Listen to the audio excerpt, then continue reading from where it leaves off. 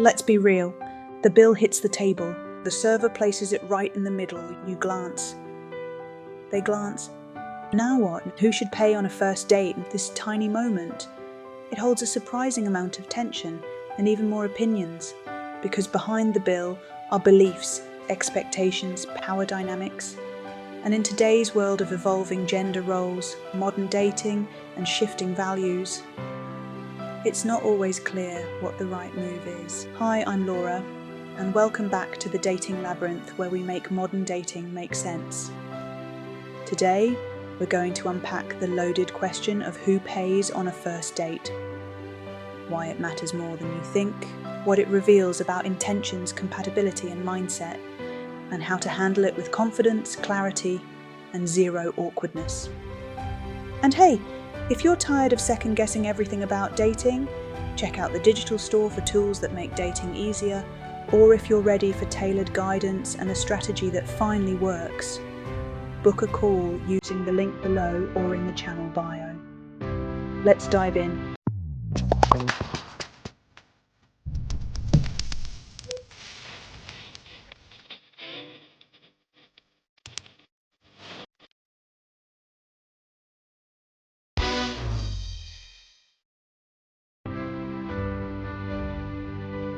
You'd think by now we'd have a simple answer, right?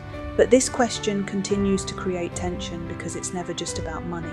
It's about respect, about values, and how both people show up in moments of decision. Think about it. Does offering to pay show generosity or control? Does expecting someone else to pay mean entitlement or tradition? If someone insists on splitting, is that fairness or distance? How people approach this topic reveals a lot more than we give it credit for. Let's break it down. This mindset is rooted in history. Back when men were expected to be providers and women had fewer opportunities, paying the bill was symbolic. It represented ability, stability, interest, and for many people today that symbolism still matters, and they say, if he's serious, he'll pay. If he wants to impress me, he'll take the lead. And hey, for some that dynamic works beautifully. The key, it has to be about preference, not pressure, because here's where it gets tricky. As women gain more independence, financially, socially, emotionally, the conversation shifts. Many say, I don't want someone to feel like they're buying my time. I want to show I'm equal, not obligated. Splitting the bill can mean mutual respect, no assumptions, a clean slate. In this mindset, equality is sexy, fairness is intentional, and contribution isn't based on gender, it's based on connection. So, who's right? Honestly, both views are valid. What matters more is this. Do your actions align with your intentions? Let me explain. If you offer to pay because you genuinely want to express interest, amazing. If you offer to split because it makes you feel respected, perfect. If someone offers to cover it and you graciously accept without expectation, also valid. The trouble starts when actions come from assumption, resentment, or fear. That's when something small, like a check, turns into something big, like a mismatch in mindset.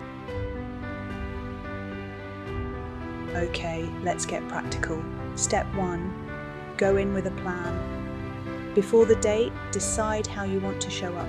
Will you offer to pay, to split, to cover something specific? Having a plan removes hesitation and helps you lead with intention. Step 2, read the vibe. If they reach for the bill, don't panic, smile. If they hesitate, you can offer with confidence. I'm happy to split if that works for you. Or, let me get this one, I really enjoyed today. Step 3, be clear, not awkward. Avoid the tug of war over the bill moment. It doesn't need to be dramatic, just clear and kind. Step 4, watch their reaction. This is key. How someone responds to this conversation tells you a lot. Do they get defensive, entitled, dismissive, or do they respect your stance and respond with maturity? That moment, That's emotional intelligence on display. How someone handles the bill moment reflects deeper things. Their attitude toward partnership, their communication style, their openness to discussion. If you value balance and they insist on paying, does that feel good or controlling? If you appreciate chivalry and they insist on splitting, does that feel fair or disconnected? The conversation around who pays is a proxy for how you'll navigate future decisions together. Because in real relationships, it's not about the money, it's about the mindset. Red flags to watch out for. They expect you to pay without appreciation or acknowledgement.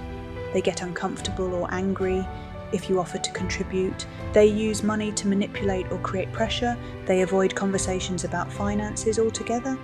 These are signs that money isn't just money, it's power. And power imbalance in dating, never sexy. They communicate openly about preferences. They respect your boundaries without making it weird. They focus on the connection, not the transaction. They don't make assumptions based on gender or tradition.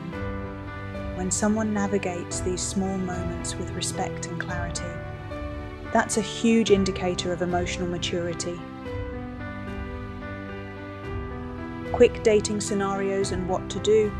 He invites you to a fancy dinner, and if he offers to pay, thank him genuinely. If you want to contribute, offer to cover the tip or dessert. You suggested a coffee meetup, offer to pay, you initiated. Or split if it feels more casual. Things are going really well, you've had a great first date, want to show you appreciate the connection. Say, let me grab this one, it's been a really good time. This signals interest and confidence.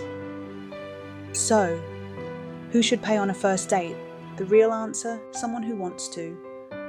Who does it without expectation, who respects your choice too, because money doesn't build connection.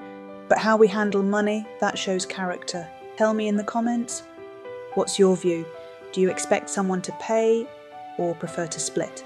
And if this video gave you clarity, don't forget to like, subscribe and hit the bell icon so you never miss another modern love insight. Plus, if you're tired of decoding dating and ready for confidence, clarity and a strategy that actually works, explore our digital store for resources you'll love. Or book a one-on-one call with me using the link in the description or channel bio. Until next time, I'm Laura, reminding you that dating isn't about who pays the bill, it's about who invests in the connection.